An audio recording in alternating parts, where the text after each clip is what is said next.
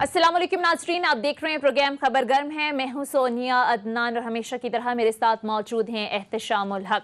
नाजरीन, हुक्मरान जमात पीटीआई को सियासी महाज पर मुश्किलात का सामना तो था ही, लेकिन पार्टी के अंदर हम देख रहे हैं कि एक के बाद एक प्रेशर ग्रुप सामने आ रहा है। पहले जहांगीर तरीन ग्रुप जहांगीर तरीन वर्सेस शाह महमूद कुरैशी और अब पीटीआई हम ख्याल ग्रुप भी सामने आ गया है। अब सवाल ये पैदा होता है कि जो हम देख रहे हैं कि इलेक्शन करीब आ रहे हैं, पार्टी के अंदर जो प्रेशर ग्रुप्स हैं वो सामने आ रहे हैं, खासकर पंजाब के अंदर जो असल बैटल ग्राउंड है, जिसे असल बैटल ग्राउंड समझा जाता है। तो अब सवाल ये पैदा होता है कि क्या आगे जो ही वक्त जा रहे हुकूमत के लिए मुश्किलात जो हैं मजीद बढ़ती जा रही हैं। इस पर आज के प्रोग्राम में बात करेंगे, जो कि प्रोग्राम के दूसरे हिस्से में नाजरीन बात करेंगे कि क्या बैरिस्टर अली जफर की रिपोर्ट जहांगीर तरीन के लिए क्लीन चिट है, जहांगीर तरीन को बाकायदा तौर पर क्या क्लीन चिट दे दी गई है। क्योंकि गुज़िश्ता रोज़ हमने देखा कि जहांगीर तरीन ग्रुप के राजा रियाज साहब की जानिब से ये दावा किया गया कि अली जफर ने अपनी रिपोर्ट दे दी है, रिपोर्ट वज़ीर आज़म के पास पहुंच गई है और रिपोर्ट आने के बाद पहली मीटिंग में हमें ये खुशखबरी दी गई है कि रिपोर्ट में जहांगीर तरीन क्लियर हो गए हैं, किसी किस्म का हेर फेर साबित नहीं हुआ, जहांगीर तरीन बेगुनाह साबित हो गए। साथ में उनकी जानिब से यह भी कहा गया कि कल की मीटिंग में हम सुरखरू हुए और कल की मीटिंग हमारे लिए जश्न था। तो अब सवाल ये पैदा होता है कि क्या वाकई ये जहांगीर तरीन ग्रुप के जो मामलात हैं वो तय हो गए हैं। इस पर आज के प्रोग्राम में बात करेंगे। इसके साथ साथ नाज़रीन, अगर मैशत के हवाले से बात करें तो मौजूदा माली साल के पहले 10 माह के जो एस्टिमेट्स हैं वो काफ़ी अच्छे रहे, लेकिन हम देख रहे हैं कि जो सियासी मुखालिफिन हैं वो इन अदाद शुमार को चैलेंज कर रहे हैं, इसे फिगर फजिंग का नाम दिया जा रहा है। हकीकत है क्या, इस पर भी आज के प्रोग्राम में बात करेंगे। इसके साथ साथ और भी बहुत सारे मामलात हैं, बजट भी आने वाला है, तो क्या आने वाले बजट में आवाम के लिए क्या कोई रिलीफ है, आवाम दोस्त क्या ये बजट होगा। इसके साथ साथ आज की एक और अहम डेवलपमेंट, जस्टिस काजी फाइज ईसा केस से मुतालिक आज सदर आरिफ अलवी की जानिब से नजरसानी अपील दायर की गई थी, लेकिन हमने देखा कि अदालत की जानिब से एतराज़ लगाकर ये जो नजरसानी अपील थी इसे मुस्तरद किया गया है और साथ में ये भी कहा गया है कि रिव्यू पे रिव्यू पटिशन कैसे आ सकती है। बहरहाल इस मामले पर भी आज के प्रोग्राम में हम बात करेंगे। सारे मामलात पर बात करने के लिए प्रोग्राम में हमें ज्वाइन किया है पीटीआई के सीनियर रहनुमा और वज़ीर मुमलिकत बराए इत्तलात व नशरियात हबीब साहब ने। लेकिन एहतशाम साहब, सबसे पहले आगाज़ आपसे ही कर लेते हैं। एहतशाम साहब, हम देख रहे हैं कि पार्टी के अंदर हुक्मरान जमात में एक के बाद एक प्रेशर ग्रुप सामने आ रहा है। एक हमने देखा जहांगीर तरीन प्रेशर ग्रुप वर्सेस हमने देखा शाह महमूद कुरैशी, अब एक और 15 लोगों का ग्रुप सामने आ गया। ये क्या हो रहा है, क्यों एक के बाद एक ग्रुप उठकर हुकूमत को ब्लैकमेल करने लग जाता है। अब्बास साहब हैं, मैंने पहले नाम सुना है उनके हवाले से कि ग्रुप बना है, कल से ही बड़ा एक्टिव हो गया है और कहा जा रहा है कि वो अपनी बड़ी डिमांड दे के आ रहे हैं। देखिए सोनिया, दो चीज़ें बड़ी वाज़ेह तौर पे समझने वाली हैं। मेरा ख्याल है नाज़रीन भी बड़े समझदार हैं जो रेगुलर अखबार पढ़ते हैं, टीवी देखते हैं, उनको भी चीज़ें समझ आती हैं कि रोज़ाना सियासी तौर पे जिस तरह इवेंट्स अनफोल्ड होते हैं तो क्या होने जा रहा है। देखिए, अगस्त 2023 में इस हुकूमत की मुद्दत पूरी होगी, अक्टूबर 2023 में इलेक्शन शेड्यूल है। आज कुछ लोगों से बात हो रही थी, वो कह रहे थे कि जी इलेक्शन वक्त से पहले भी हो सकते हैं, बहुत सारे चांसेस भी हैं। हैरानगी की बात है, पीएमएलएन नहीं चाहती कि वक्त से पहले इलेक्शन हो। आमतौर पे आप देख लें, जो सारी कोशिश थी कि हटाया जाए, ये किया जाए, वो किया जाए। पीपल्स पार्टी भी आज एतराज़ लगा रही कि भी इलेक्शन हटाना है तो क्यों नहीं आपने सामने आ रहे। लेकिन ये बात अब रोज़े रोशन की तरह वाज़ेह है कि मरीम साहबा भी कह चुकी हैं और उनके बाकी लोग भी कि जी हम चाहते हैं कि इनको पूरा वक्त दिया जाए। हाँ। सवाल यह है कि पीपल्स पार्टी हटाना चाहती है, पीएमएलएन नहीं हटाना चाहती। एक साल के बाद दबाव बहुत बढ़ जाएगा पार्टी के ऊपर, रूलिंग पार्टी के ऊपर, क्या करना है क्या नहीं करना। देखिए, इस सारे सिनेरियो में एक चीज़ बड़ी अहम है कि जिस तरीके से जहांगीर तरीन का ग्रुप का आगे भी बात आएगी, करेंगे जाके कि जी क्या फाइनली क्या होने जा रहा है, अली जफ़र की रिपोर्ट क्या कहती है। लेकिन इन हालात में जिस तरीके से अब जबकि बजट की आमद है, पंजाब के हवाले से कहते हैं जी अभी आपने भी कहा बैटल ग्राउंड बनना है, वहाँ पे हुकूमत अपनी हिकमत अमली क्या इख्तियार करने जा रही है, अपने एलाइज के साथ क्या उनके मामलात होंगे, चौधरी बरदरान का रवैया क्या होगा, गवर्नर पंजाब अलीम खान, सिप्तान खान, फिर खुर्रम लगारी और बाकी लोग जो हैं वो किस तरह सोच रहे हैं।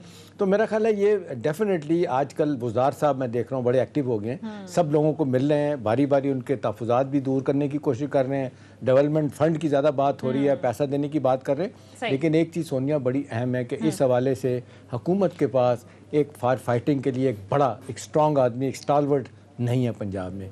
जहांगीर तरीन को लोग मिस कर रहे हैं। कुछ लोगों का ख्याल है, आगे चल के भी बात करेंगे इस हवाले से, कि जी उनका वापस आना इनके लिए अच्छा होगा।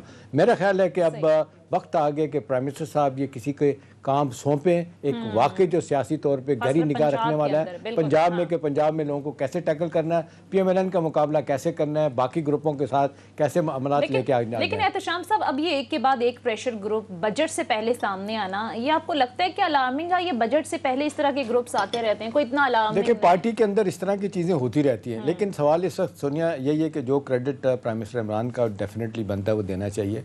वो उसको लोन वुल्फ के तौर पे लोग देख रहे हैं कि अकेला आदमी है जो सब माजों पे लड़ रहा है, तब्दीली भी चाहता है। अब जाहिर सी बात है, बहुत सारे लोग सवाल करते हैं कि भाई नॉर्वे से तो, कनाडा, इंग्लैंड से तो लोग नहीं लेके आएंगे, लोग तो यही हैं।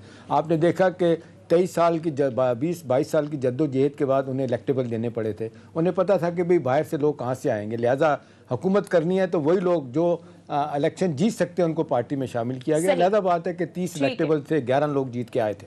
अब सवाल यही कि इन हालात में हुकूमत की हिकमत अमली क्या होगी, अपने लोगों को साथ कैसे लेके चलना है, प्रोसेस में आपने हुकूमत को क्या ऑफर करना है, लोगों को क्या ऑफर करना है, अपना वोट बैंक कैसे बचाना है, कैसे बढ़ाना है। ये वो सवाल है कि जो मेरा ख्याल है आखिरी साल में आते हैं, अभी से पेशबंदी करने की जरूरत है, ये ना हो के मामला दूर हो जाए। ठीक है, इसी पर बात कर लेते हैं। PTI के रहनुमा वज़ीर मुमलिकत बराए इत्तलात व नशरियात जनाब फ़ारूक हबीब साहब हमें ज्वाइन कर चुके हैं। बहुत बहुत शुक्रिया फ़ारूक हबीब साहब आपके वक्त का।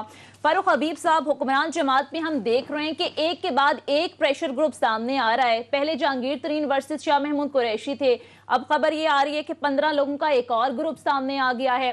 क्या वजह है? आखिर PTI के मसाइल क्या हैं कि एक के बाद एक ग्रुप उठकर हुकूमत को ब्लैकमेल करना शुरू हो जाता है? नहीं, देखिए, बात यह है हुकूमत को क्यों ब्लैकमेल करना है, और दूसरा ये है कि ये जो ग्रुपिंग है ये तो हर पार्टी के अंदर होती है, हर जमात में होती है। हमारी पॉलिटिक्स का ये हिस्सा है। लोगों के अपने अपने इंटरेस्ट होते हैं, और जिनके इंटरेस्ट जो है वो कॉमन होते हैं, वो सारे मिलके जो है वो आपस में एक दूसरे के साथ मुलाकातें करते हैं। और जो कल के हवाले से खबर चल रही है, तो वो लोग आपस में इकट्ठे होते हैं, मुलाकातें करते हैं, खाने भी खाते हैं। उसमें जो उनकी मुश्तरका मफादात होते हैं उसके ऊपर बातचीत भी होती है, लेकिन उसका हरगिज़ है कोई ऐसा मतलब नहीं है कि कोई PTI के अंदर या गवर्नमेंट को जो है वो कोई चैलेंज है। और ये जो ग्रुपिंग है ये कोई पाकिस्तान का मसला नहीं है। तो ये चूँकि ओवरली हाईली पोलिटिसाइज्ड हैं, हो जाती हैं चीज़ें, मीडिया पे हाईलाइट हो जाती हैं, तो फिर अंडर डिस्कशंस बन जाती हैं, टॉक शोज़ का हिस्सा बन जाती हैं। अदरवाइज़ मैं नहीं समझता कि कोई ऐसा मामला है जिसको इतनी बड़ा मामला। चलें, ये तो फ़ारूक साहब अच्छी बात है कि ठीक है, पार्टी के अंदर मामलात रिजॉल्व हो जाते हैं, हो जाएंगे। लेकिन सवाल इस वक्त जो लोग फ़ारूक साहब लोग पूछ रहे हैं, वो कह रहे हैं कि पंजाब में एक बड़ा आदमी, एक बड़ा पॉलिटिकल स्टालवर्ट्स जो है ना, उसकी ज़रूरत है, जो आपके पास नहीं है। वो कह रहे हैं कि किस आपकी एहतशाम साहब आवाज़ मुझे आपकी बहुत कम आ रही है। अच्छा, मैं थोड़ा सा ऊंची बोलने की कोशिश करता हूँ। मैं ये कह रहा हूँ फ़ारूक साहब के लोग कह रहे हैं कि पंजाब में PTI को एक बड़ा तकड़ा सियासतदान जो बहुत मुतहर्रिक हो और ज़रूरत से ज़्यादा असर रसूख वाला हो, जहांगीर तरीन की तरह का, उस तरह का आदमी चाहिए। जहांगीर तरीन तो अब देखते हैं आगे चल के उस पर भी बात होगी, क्या उनकी वापसी कैसे होती है। मेरा सवाल आपसे है कि आप नहीं समझते एक बुज़दार साहब के बारे में जिस तरह कहा जा रहा है कि शायद कैपेबिलिटी का फुकदान है, जिस तरीके से फवाद चौधरी साहब भी चीफ मिनिस्टर बनना चाहते थे, शायद अब भी चाहते हैं, और फिर दूसरी तरफ आप देखें शाह महमूद कुरैशी साहब जहांगीर खान को आज भी ओपनली कन्फ्रंट कर रहे होते हैं। तो फिर कौन सा बड़ा आदमी है जो सबको लेके साथ चलेगा? और पंजाब 2023 इलेक्शन में सब कुछ करने के लिए क्या प्राइम मिनिस्टर साहब खुद ही पंजाब में घूम फिर के सारे मसाइल हल करेंगे? देखिए, बात यह है कि विजन तो अल्टीमेटली प्राइम मिनिस्टर साहब का ही फॉलो होता है, और बात है कि प्राइम मिनिस्टर साहब ने उस्मान बुज़दार के ऊपर एतमाद का इजहार किया है, और उस्मान बुज़दार ही वज़ीर आला हैं, लिहाजा और तो किसी के वज़ीर आला होने का कोई ना ऐसा मामला है, ना कोई ऐसी गुंजाइश है। सूबाई असम्बली ने उनको अपना वज़ीर आला मुंतखब किया हुआ है। जहाँ तक रह गई बात लोगों को संभालने के हवाले से, तो एहतशाम साहब आप तो इस सारी हिस्ट्री को समझते हैं कि यहाँ पर क्या क्या कुछ नहीं होता पॉलिटिकली मामलात के हवाले से। तो यहाँ पर तो मसद चौधरी परवेज़ इलाही साहब जो है वो कितने मुतहरक, कितने उन्होंने काम किए थे पार्लियामेंटेरियंस के, और सब पार्लियामेंटेरियंस उनसे खुश थे। वैसे फ़ारूक साहब उन्होंने गिले शिकवे शुरू कर दिए, पंजाब में हुकूमत बनी, परवेज़ इलाही साहब ने गिले शिकवे शुरू कर दिए। जी जी प्लीज़, वो बात तो उस और तरफ निकल जाती है ना। ज़रा मैं जो आपको जो ये जो ग्रुपिंग है पॉलिटिक्स के अंदर, मैं उसका बताना चाह रहा हूँ कि इतने काम किए हुए थे, फैसिलिटेट भी किया हुआ था लोगों को, लेकिन उसके बावजूद आप देखें कि 52 लोगों का था मानिका ने जो है वो ग्रुप बना लिया था अपना अलग से फॉरवर्ड ब्लॉक के नाम के ऊपर, और शहबाज शरीफ उसके मोजज़ साबित हुए थे। तो ये इस किस्म की चीज़ें जो है वो चलती रहती हैं पॉलिटिक्स में। बुनियादी चीज़ ये है कि एंड रिज़ल्ट क्या है। एंड रिज़ल्ट वो यही है कि जो लोग PDM में नाकाम हुए, आपस में लड़े, टोट बढ़ाइयाँ हुई उनकी, अब जो है वो उनको इकट्ठा करने का ज़ुम्मा जो है वो PDM शहबाज शरीफ बनने जा रही है।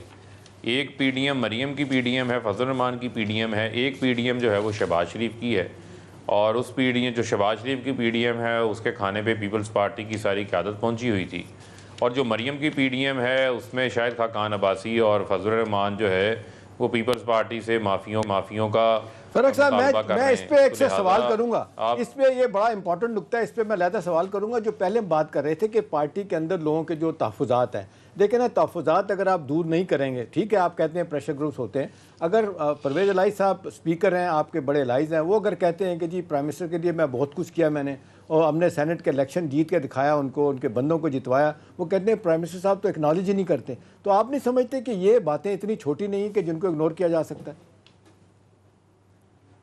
नहीं, देखें बात यह है कि हमारे इत्तेहादी हैं, हम उनको पिछले 3.25 साल से जो है वो साथ लेके चल रहे हैं, और इससे बड़ी बड़ी बातें जो हैं वो हो जाती हैं। लेकिन अल्टीमेटली जो मैं आपको बात ये कह रहा हूँ कि कितनी क्यासराइयाँ होती हैं, कितनी डिस्कशंस हो जाती हैं, कितने TV शोज़ हो जाते हैं, एट दी एंड जो किसी की अगर ख्वाहिश होती है कि हुकूमत को हलाया जाए, हुकूमत को गिराया जाए, लेकिन वो कामयाब नहीं होते, हुकूमत अपनी जगह के ऊपर कायम रहती है। और अब भी जो है वो इंशाल्लाह हुकूमत अपने 5 साल पूरे करेगी, और जो हमारे इत्तेहादी हैं उन इत्तेहादियों को भी हम साथ लेके चलेंगे। सही। और अच्छी बात है, गिले शिकवे जो है उन्हीं लोगों से होते हैं जो बात सुनते भी हैं और सुनकर उन तहफ़्फ़ुज़ात को दूर करने की सलाहियत भी रखते हैं। सही, ठीक है। अच्छा फारूक हबीब साहब, ये जो जहांगीर तरीन साहब का मामला है, क्या बैरिस्टर अली जफर की रिपोर्ट ने जहांगीर तरीन साहब को क्लीन चिट दे दी है? वाकई क्या वो बेगुनाह साबित हो गए हैं? क्योंकि गुज़िश्ता रोज दावा किया गया है जहांगीर तरीन ग्रुप के राजा रियाज की जानिब से कि रिपोर्ट आने के बाद हमारी पहली मीटिंग में हमें खुशखबरी दी गई है कि जहांगीर तरीन साहब क्लियर हो गए हैं, किसी किस्म का कोई हेर फेर साबित नहीं हुआ, तो क्या ये क्लीन चिट मिल गई है वाकई? देखें, इसके ऊपर तो जो बैरिस्टर अली ज़फ़र साहब की जो कमेटी है, पहले जिसको हम क्लैरिफाई कर लें कि बैरिस्टर अली ज़फ़र साहब की जो कमेटी है वो एक इंटरनल अरेंजमेंट है जो सिर्फ ये देखने के लिए था, जो उनकी जानिब से बार बार तहफ़्फ़ुज़ात आ रहे थे कि शायद हमारी जो है वो हमारे ख़िलाफ़ कोई काम कर रहा है। लेकिन जो केसेस इदारों ने बनाए हैं, जो FIRs दर्ज हुई हैं, वो एक अलग प्रोसेस है। वो इदारे अपना काम करेंगे, अदालतें अपना काम करेंगी, वो काम अपनी जगह के ऊपर जो है वो चलता रहेगा।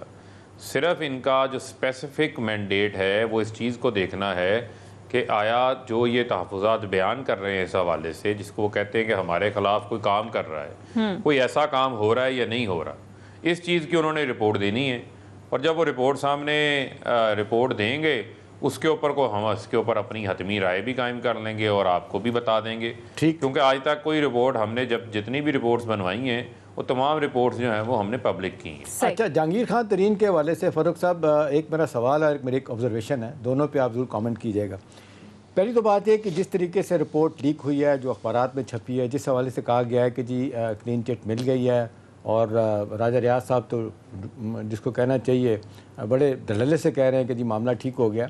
अब जो इतलात हैं, जो आज रिपोर्ट्स भी हुई हैं, उसमें यह है कि जी ये बता दिया गया, अली ज़फ़र ने बड़ा वाज़े तौर पे कह दिया है कि जी FIA और बाकी एजेंसियों ने ज़्यादती किया जहांगीर खान तरीन के साथ, जबकि शहजाद अकबर साहब जो है ना वो कन्फ्रंट कर रहे हैं, आज़म खान भी उनका साथ दे रहे हैं, और किसी हद तक कहा जा रहा है लॉ मिनिस्टर भी उनके साथ हैं, और दूसरी तरफ कहा जा रहा है कि जी रेफरी का किरदार जो है ना वो अटॉर्नी जनरल अदा कर रहे हैं खालिद जवेद खान साहब, जो कह रहे हैं कि जी उनका भी ख्याल है कि मामला शायद उनके हक़ में जा रहा है। मेरा सवाल ये है कि अगर फ़र्ज़ करें कि ये उनको क्लीन चिट मिल जाती है तो क्या इसका आपको कितना फ़ायदा कितना नुकसान है? और ऑब्जर्वेशन मेरी ये है, मेरा अपना ख्याल है कि वक्त आ गया है फ़ारूक साहब के जहांगीर खान तरीन को अगर रिपोर्ट क्लैरिटी के साथ उनको बताती है कि उनका कसूर नहीं है, तो PTI को ऑन करना चाहिए। इतना तकड़ा आदमी, इतना स्ट्रॉन्ग आदमी है, जो एसेट है आपके लिए और आपकी पार्टी के अंदर है, तो वो जब आएंगे तो मेरा ख्याल है बहुत सारे लोगों को वो काउंटर कर सकते हैं, पोलिटिकल राइवल जितने भी आपके हैं।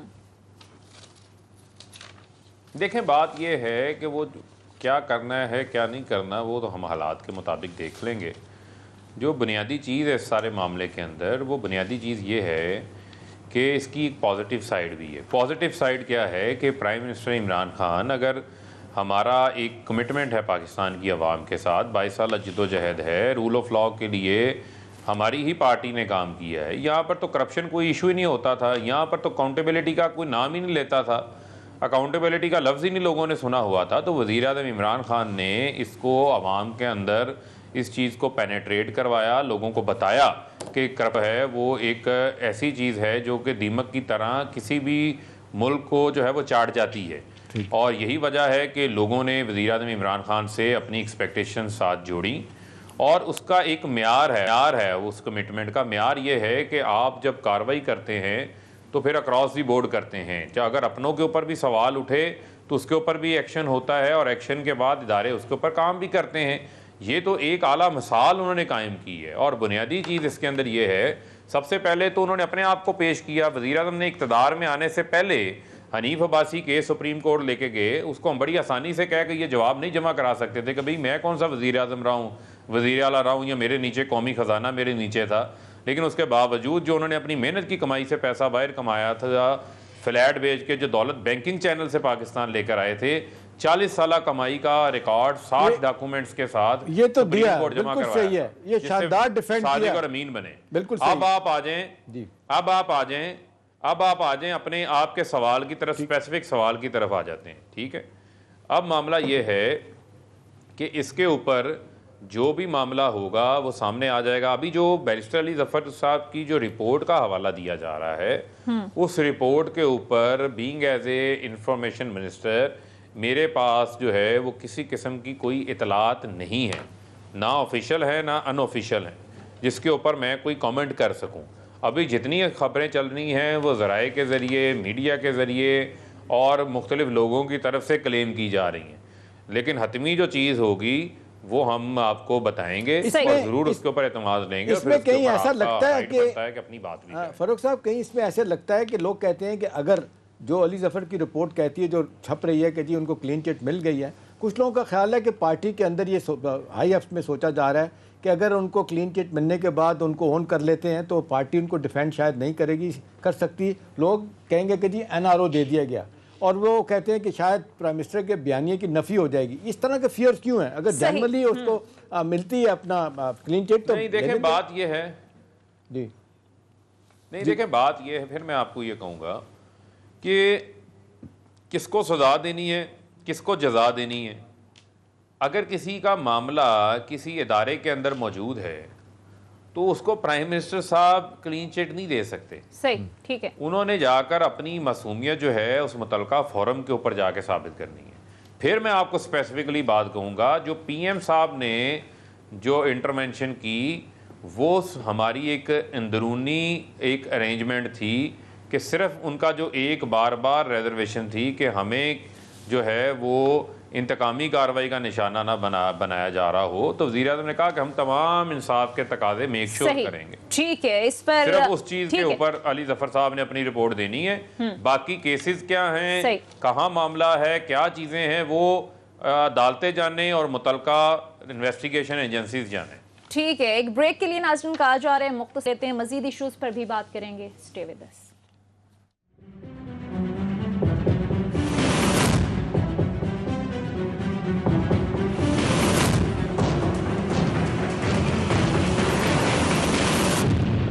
ब्रेक के बाद खुश आमदीद। फ़ारूक हबीब साहब, शहबाज शरीफ को बाहर जाने से रोक कर कहीं हुकूमत ने गलती तो नहीं कर दी? क्योंकि हम देख रहे हैं कि वो खासे एक्टिव दिखाई दे रहे हैं सियासी तौर पर। हम देख रहे हैं अपोजिशन को मुत्तहिद करने में लगे हुए हैं, फिर PDM के रिवाइवल की भी बातें हो रही हैं। तो आपको लगता है कि कहीं ना कहीं हुकूमत से ये गलती हो गई कि ख़तरा बन सकते हैं गवर्नमेंट के लिए? नहीं, देखें बात यह है कि शहबाज शरीफ साहब ने हुकूमत के लिए तो पता नहीं ख़तरा बनना है कि नहीं बनना, लेकिन वो अपनी भतीजी के लिए ख़तरा ज़रूर बन गए हैं। और देखें कि कहाँ जो है वो मरीम सफदर तमाम तर मीटिंग्स को लीड कर रही थी और उन मीटिंग्स के ऊपर फ़ैसला साजी कर रही थी। फ़ैसला साजी करके पूरी पार्टी को उन्होंने हाईजैक किया हुआ था। लेकिन शहबाज शरीफ ने आकर इस किस्म के इक़दामात लिए हैं जिसमें उन्होंने ये चीज़ साबित करने की कोशिश की है कि वो सिर्फ नायब सदर हैं और पार्टी के सदर वो हैं, और उन्होंने जो है अपना इस पार्टी की कमान को उन्होंने संभालना है। और शहबाज शरीफ खुद जो है नून लीग से जो है वो शीन लीग निकालने के लिए तगोदो कर रहे हैं। और आप ये देखें कि पीपल्स पार्टी, जिससे PMLN ने और PDM जो बाकी मानदा PDM है, जो PDM फजल रहमान और PDM मरियम सफदर है, उन्होंने तो पीपल्स पार्टी से मांगी थी वजाहत, शोकाज नोटिस और माफ़ी मांगने का मुतालबा किया था। तो शहबाज शरीफ ने तो ना वो शोकाज के ऊपर बात की, ना शहबाज शरीफ ने माफ़ी पे बात की, बल्कि उन्होंने उल्टा उनको खाने के ऊपर तीतर बटेर से उनकी तवाज़ो की, उनको दिल से लगाया। तो इससे बड़ी और दरार क्या होगी? ये आप PTI की सारी ग्रुपिंग डिस्कस करते हैं, आप जहांगीर तरीन को और हर चीज़ को बड़ा तफसील से डिस्कस करते हैं, लेकिन ये जो ग्रुपिंग नहीं, यहाँ पर तो जो है वो पहले PDM टूटी थी, अब नून लीग टूट गई है, उसको कोई डिस्कस ही नहीं कर रहा उस अंदाज से, उस तफसील के साथ, उसको बुलेटिन का हिस्सा नहीं बना रहा। इसमें फारूक साहब, ये तो आप लोग आज इस टॉपिक को डिस्कस कर रहे हैं। ये आप जो बात कर रहे हैं बड़ी अहम बात है, और आप सुन के हैरान होंगे, आई एम श्योर आप तक खैर पता भी चल गया होगा कि आज का डॉन अखबार, उसका एडिटोरियल देख लें। अगरचे मैं देखता हूँ कि अब मैं भी 22-24 साल उनके साथ रहा हूँ, डंडी मारते हैं पहली तरह, जिस तरह इंडिपेंडेंट सहाफ़त थी शायद वहाँ पे नहीं है। उस एडिटोरियल में फ़ारूक साहब पहली दफ़ा मान रहे हैं कि ये बड़ा वाज़े दो ग्रुप बन गए हैं PMLN के अंदर, और ये कहाँ जा के रुकेगी। उसने कहा कि भाई साहब कह रहे हैं, चाहते हैं कि जी हम कन्फ्रंटेशनल पॉलिटिक्स करेंगे, यानी मैं और मरियम, नवाज शरीफ और मरियम, और आप नॉन कन्फ्रंटेशन पॉलिटिक्स इख्तियार करें ताकि हमें दोबारा पावर में लाया जाए। वो कह रहे हैं वही जो बात हमेशा की जाती है कि दोनों भाई गुड कॉप बैड कॉप खेलते हैं। आपको लगता है कि मामला उस तरफ भी जा रहा है पार्टी के अंदर इनका? देखिए, मामला ये है कि ये अब गुड कॉप बैड कॉप वाला मामला नहीं है, ये अब जंग है मरियम की और हमजा की। जो इनके जो भाई हैं वो अब अपने बच्चों की आगे, क्योंकि डायनेस्टी है ना, तो डायनेस्टी में जब भाई थे तो एक के बाद छोटा सूबा था, एक सूबे में चले जाते थे, एक मरकज़ में चले जाते थे। लेकिन अब मरियम और हमजा एक दूसरे को जो है वो स्पेस देने को तैयार ही नहीं है, मानने को ही तैयार नहीं है, और सोच का, पॉलिसीज़ का जो है वो फ़र्क है। लेकिन ज़ाहिरी बात है अब उसके अंदर ये खींचा तानी के अंदर कुछ ना कुछ तो ये नुकसान करेंगे, और वो नुकसानात के असरात भी आपके सामने आना शुरू हो गए हैं। आपके लिए और खतरा नहीं इसमें जो है? बुनियादी चीज़ है, बुनियादी चीज़ तो ये है कि नवाज शरीफ तो मुल्क से भगौड़े बन के बाहर बैठे हुए हैं, लेकिन इनका शहबाज शरीफ साहब का केसेस मुतर्रक होना, दोनों भाइयों के आइडेंटिकल हैं, एक दूसरे से जुड़े हुए हैं। मुतर्रक होना फ़ारूक साहब शहबाज शरीफ का, आप नहीं समझते कि आपके लिए PTI के लिए ख़तरा होगा? कुछ लोग कहते हैं कि वो मज़ामत वालों को तो आपने निमट लिया, यानी नवाज शरीफ और मरियम साहबा, ये जो जिस तरीके से ये पॉलिटिक्स मफामत की कर रहे हैं, इनके तो कहते हैं कड़ियाँ कहीं और जाके मिलती हैं, अगला घोड़ा कोई तो ना कोई तैयार तो करना होता है मुख्तरन ने। आपको लगता है कोई ऐसी सिचुएशन भी हो सकती है? अलार्म बेल बज रहे हैं आपकी पार्टी के अंदर? कोई नहीं। देखें, मामला ये है कि अब मैं इस पर क्या बात करूं। करें, जरूर करें। आगे तो आसिफ अली जरदारी है ना, एहतिशाम साहब जी, ये जिस गली में भी जाएंगे आगे जाके टक्कर तो उसी से होगी। अब जरदारी साहब इनके मुस्तकबिल का क्या फैसला करते हैं वो तो उन पे मुनहसर है। देखें, हम तो अपनी सोलो पोजीशन लेके खड़े हुए हैं, हम तो इस वजह से इनसे हाथ नहीं मिलाते किसी से भी। ये हमसे अक्सर गिले भी करते हैं। अच्छा, हम तो इस वजह से हाथ नहीं मिलाते, और हम तो अलग हैं, हम तो एक पोजीशन अलग लेके खड़े हैं। लेकिन ये जितनी मर्जी मुलाकातें कर लें, जितने मर्जी तीतर बटेर खा लें, जितने मर्जी जो है एक दूसरे को बड़ा भाई बना लें, छोटा भाई बना लें, लेकिन अल्टीमेटली तो जो है वो इन्होंने भी तो जरदारी साहब को घसीटना था ना। तो आप देखते हैं कि जरदारी साहब शहबाज शरीफ के साथ क्या करते हैं। सही। और फारूक हबीब साहब कहने वाले ये भी कह रहे हैं कि हुकूमत को ये भी खतरा है कि कहीं एक पेज वाला जो सफ़ा है वो कहीं पलट ना जाए। नहीं, बात यह है कि ये सारे खतरे आपने हुकूमत के लिए संभाल के रखे हुए हैं। मसला ये है कि हमें किस चीज़ का खतरा होगा। हम अपने 3.25 साल गुजार चुके हैं, हमें ख़तरों की कहानियाँ बहुत सुनाई हैं इन्होंने, बहुत हमें लाल झंडियाँ जो है ना वो दिखाते रहे हैं, लेकिन हुकूमत के लिए किसी मौका के ऊपर कोई मुश्किल का सामना नहीं आया। ठीक है, आप कह रहे हैं कि हुकूमत के लिए खतरा नहीं समझते हैं। देखें बुनियादी चीज़ क्या है, सब ये समझते हैं कि इमरान खान अपनी ज़ात के लिए तो मुल्क की खिदमत नहीं कर रहा ना, इक़्तिदार में आया। इमरान खान तो पाकिस्तान की आवाम की खिदमत करने के लिए आया। आप देखें कि पौने 3 साल में एक भी प्राइम मिनिस्टर के ख़िलाफ़ कोई करप्शन का स्कैंडल नहीं है। प्राइम मिनिस्टर जो है वो मनी लॉन्ड्रिंग में मुलव्वस नहीं है। प्राइम मिनिस्टर जो है वो अपने बैरून मुल्क असासे नहीं बना रहा। प्राइम मिनिस्टर जो है वो मुल्क में कोई शुगर मिलें नहीं लगा रहा, कोई कारोबार नहीं कर रहा। प्राइम मिनिस्टर की टीम में जो लोग शामिल हैं वहाँ तो बड़े बड़े स्कैंडल मंजर आम पर आ रहे हैं ना। अच्छा, प्राइम मिनिस्टर की उनकी टीम। खरम साहब, खतरा आपको कोई नहीं है? मैं कल शो देख रहा था जिसमें बड़ी अजीबोगरीब मामलात हुए। वहाँ पे बैरिस्टर मोहसिन रांझा और वाडा साहब के दरमियान जो बातचीत हुई, उन्होंने लिख के अपने अपने जो क्लेम थे साइन करके दिए दावे। मोहसिन रांझा कह रहे थे कि 3 जून से पहले बुज़दार साहब के खिलाफ वोट ऑफ नो कॉन्फिडेंस हो जाएगा। फैसल वाडा का कहना था कि अगर ऐसा हो गया तो हम फेडरल गवर्नमेंट छोड़ के चले जाएंगे। मैं लिख के देता हूँ। तो ये क्या कहेंगे, इस पर क्या तबसरा करेंगे? देखें, बात यह है कि किसी किस्म का कोई ऐसा मामला नहीं होगा। अब रांझा साहब से बड़ी बातें हैं, वो ऐसी बातें कर लेते हैं टीवी के ऊपर बैठ के। वो तो उनकी जो लीडर थी मरियम, उन्होंने बड़ा दावा किया था कि जनवरी में हुकूमत नहीं होगी, फरवरी में नहीं होगी, मार्च में नहीं होगी। अगर उनके दावों के अंदर कोई सच्चाई नहीं निकली, उनके दावे फारग हो गए, तो फिर अब उसमें बेचारे रांझा साहब के दावे को क्या अहमियत देनी है? सही, ठीक है। अब जरा अब वो वाडा साहब और वो एक दूसरे को लिख लिखा के दे रहे थे। तो उसमें कहने का मकसद ये है कि अल्टीमेटली तो मुझे लगता है कि इस मौका पर भी जो दावे कर रहे हैं उनको शर्मिंदगी उठानी पड़ेगी। सही, ठीक है। अब जरा एहतशाम साहब मईशत पर बात कर लेते हैं। ज़ाहिर है हुकूमत दावा कर रही है कि मईशत जो है वो दुरुस्त ट्रैक पर आ गई है, लेकिन जो फ़ारूक हबीब साहब सियासी मुखालफीन हैं, कुछ मुआशी माहिरीन को भी हम सुन रहे थे, वो इन अदाद शुमार को चैलेंज कर रहे हैं। वो कह रहे हैं कि फिगर फजिंग की गई है। आप इस पर क्या कहेंगे? देखिए, बात यह है, जो फिगर फजिंग की बातें करते हैं ये वो लोग हैं जो चाहते हैं कि पाकिस्तान में मायूसी फैले। ये वो लोग चाहते हैं कि पाकिस्तान के अंदर ना तो एक्सपोर्ट्स बढ़ें, ना पाकिस्तान के अंदर पैदावार बढ़े, बल्कि जो है वो पाकिस्तान जो है वो कर्ज़ों के ऊपर चलता रहे।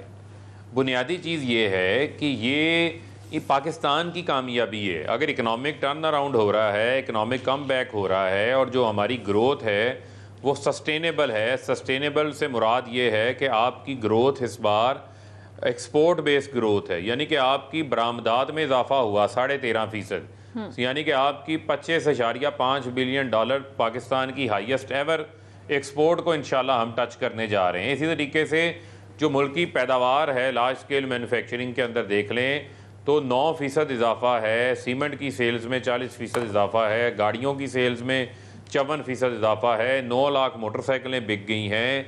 इसके अलावा आपकी 44% IT की एक्सपोर्ट के अंदर इजाफा है। आपकी एग्रीकल्चर ग्रोथ देखें तो आपकी 4 मेजर बम्पर क्रॉप्स हुई हैं, जिसमें 22% गन्ने की फसल में इजाफा हुआ, 27 मिलियन मैट्रिक टन जो है वो वीट में 8.1% इजाफा, मकई में जो है 7.1% इजाफा, चावल की फसल में 13% इजाफा।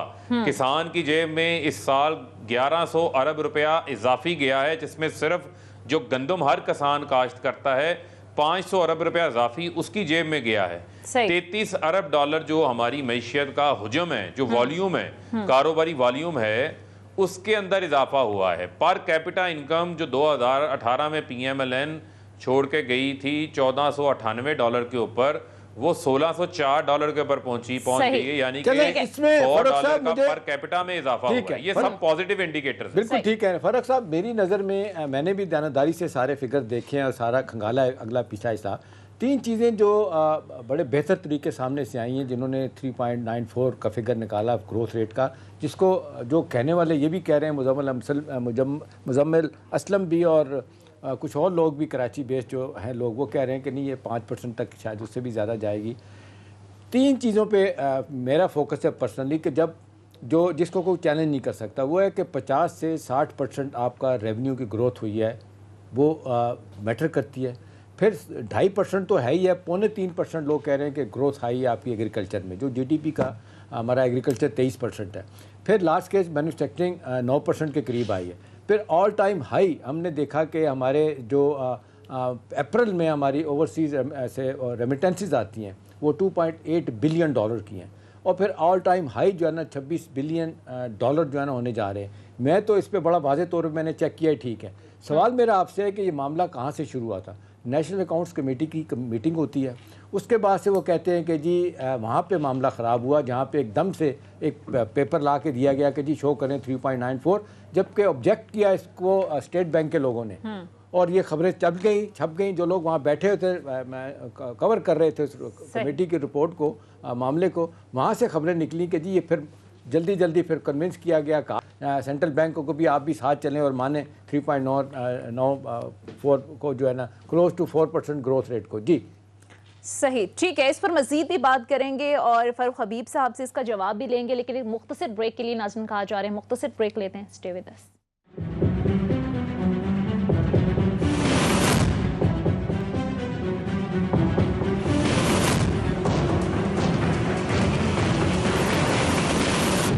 ब्रेक के बाद खुश आमदीद। फारूक हबीब साहब, अच्छी बात है कि ज़ाहिर है मैशत के हवाले से कुछ मुस्बत खबरें आ रही हैं, जिस तरह से अभी भी कुछ अदाद शुमार आपकी जानिब से दिए गए, करंट अकाउंट डेफिसिट सरप्लस में चला गया, एक्सपोर्ट्स बेहतर हो रही हैं, GDP ग्रोथ जो है वो बढ़ रही है, लेकिन आपको नहीं लगता कि आवाम को जिन इंडिकेटर्स में दिलचस्पी है वो इनकम है, इन्फ्लेशन है, एम्प्लॉयमेंट है, तो आने वाले दिनों में क्या कोई अच्छी उम्मीद रखे कि जिस तरह से मुस्बत खबरों की आप बात कर रहे हैं, मैशत के हवाले से जो अदाद शुमार हुकूमत दे रही है, इससे आम आदमी को कोई समरात मिलेंगे, महंगाई कम होगी, आवाम को रिलीफ दिया जाएगा? और नेशनल अकाउंट्स कमेटी, जब मैंने सवाल पूछा था फरूक साहब, वो भी जवाब दे दें कि आन मौके पे। जी, मैं शाम साहब, जो नेशनल अकाउंट्स, मैं आ रहा हूँ, लेकिन जो नेशनल अकाउंट्स कमेटी है इसको ज़रा समझ लें कि पहले पाकिस्तान ब्यूरो ऑफ स्टैटिस्टिक्स नहीं होता था, ये एक स्टैटिस्टिकल डिवीज़न होता था जो मिनिस्टर ऑफ फाइनेंस के अंडर होता था। यानी इसहाक डार साहब अपने हाथ से जो उनके दिमाग में फिगर्स आती थी वो लिखते थे और कहते थे जाके ऐलान कर दो, और वो फिगर्स जो है दुरुस्त मान ली जाती थी। ठीक, लेकिन हमने आके इस इदारे को ऑटोनमस किया, इसको पाकिस्तान ब्यूरो ऑफ स्टैटिस्टिक्स बनाया, और ये UN की यानी अक़वाम मुत्तहिदा की एक मेथडोलॉजी है जो कैलकुलेशन करते हैं। तमाम सूबों से ये पैदावार का, एग्रीकल्चर का डेटा लेते हैं, ministry of commerce, ministry of industries, state bank से इनका डेटा जो है वो टैली होता है, और उसके बाद ये किसी हतमी नतीजे पे पहुंचते हैं। यहाँ पर डिस्कशंस होती हैं, वो कोई इंटरनल डिस्कशन होगी जिसमें अच्छी बात है तमाम इदारे एक दूसरे के बारे में सवाल पूछते हैं, लेकिन अल्टीमेटली ये जो NAC ने डिसीजन किया, अनाउंसमेंट की, ये विद कंसेंसस किया। वो डिस्कशन को पकड़ के रिपोर्ट करना और उससे कोई हतमी राय कायम करना, ये गलत बात है। मैं इसको दूसरे तरीके से साबित कर सकता हूँ कि आप ये देखें कि हमारा जो टैक्स कलेक्शन है उसमें 16% इजाफा हुआ। आप ये देखें कि हमारी जो पेट्रोलियम की कंजम्पशन है उसमें इजाफा हुआ। आप देखें कि बिजली में 6.5% बिजली के जो यूनिट्स हैं उसकी कंजम्पशन में इजाफा हो गया। इसका मतलब अगर बिजली इजाफी यूज़ हो रही है तो पैदावार बढ़ रही है। अगर टैक्सेशन में इजाफा हो रहा है तो इसका मतलब ये है कि आपका कारोबार चल रहा है, इकोनॉमिक साइकिल चल रहा है, तो टैक्सेस में इजाफा हो रहा है। क्योंकि आप याद रखें, आपने कोई नया टैक्स नहीं लगाया, आपने कोई सेल टैक्स नहीं बढ़ाया, बल्कि आपने इंपोर्ट ड्यूटीज कम की हैं, बल्कि आपने अपनी इंपोर्ट्स को कम किया, करंट अकाउंट डेफिसिट को सरप्लस में आपने बदल दिया। ये वो तमाम चीजें, वहां पर जो 5.5% ग्रोथ का जो इसहाक डार का मॉडल था वो थी कर्जों वाली ग्रोथ, वो थी क्रेडिट कार्ड ग्रोथ। आपका कैमरामैन उधार लेकर नए कपड़े पहन के आ जाए, बाहर नई गाड़ी खड़ी कर ले और कहे कि मेरी बहुत तरक्की हो गई, मैं बड़ा अमीर हो गया, बाद में पता चले 5 साल बाद जो है उसका दिवालिया निकला हुआ है, कर्ज देने वाले ने गले से पकड़ा हुआ है। इसहाक डार पाकिस्तान के साथ बिल्कुल यही करके गए हैं। ठीक है, तो इन अदाद शुमार के समरात आम आदमी को भी मिलेंगे। महंगाई तो डबल डिजिट से कम नहीं हो रही, तो आने वाले दिनों में चूंकि बजट भी आने वाला है, तो आवाम के लिए कोई रिलीफ है, कोई खुशखबरी है? देखें जो बजट है, देखें सोनिया, पहली बात तो ये है कि जो बजट होगा वो तो यकीनन अवामी बजट होगा और इसमें अवाम के लिए बेशुमार चीज़ें होंगी। जो मैं बुनियादी चीज़ आपको ये बताना चाह रहा हूँ, देखें अगर फ़र्ज़ कर लें ये जो आपको डेवलपमेंट और ग्रोथ नज़र आई है, ये ग्रोथ अगर ना होती तो हमारी आबादी तो 2.5% से बढ़ रही है ना, फिर आप देखते कितनी अनएम्प्लॉयमेंट होती, कितने लोग बेरोज़गार होते, और लोगों की जेब में अगर वेल्थ साइकिल रुक जाता तो लोगों की जेब में क़ुव्वत ख़रीद कम हो जाती।